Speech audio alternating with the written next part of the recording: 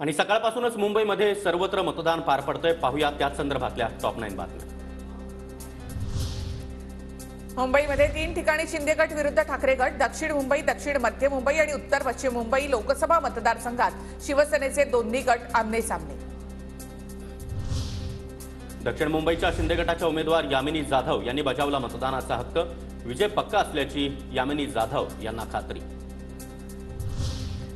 दक्षिण मुंबईमधून महाविकास आघाडीचे उमेदवार अरविंद सावंत यांनी बजावला मतदानाचा हक्क। माझ्या समोर उमेदवार कोणी असला तरी विजयी मात्र मशालीचाच, सावंतांकडून विश्वास व्यक्त। उत्तर मध्य मुंबईच्या महाविकास आघाडीचे उमेदवार वर्षा गायकवाड यांनी बजावला मतदानाचा हक्क। संविधानाची प्रत घेऊन वर्षा गायकवाड यांचं मतदान।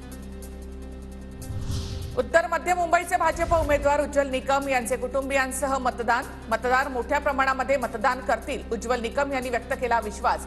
मतदानाच्या आधी निकम सिद्धिविनायकाच्या चरणी।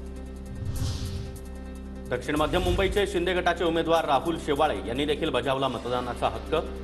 ठाकरे गटाच्या अनिल देसाई यांच्यासोबत शेवाळे यांचा सामना।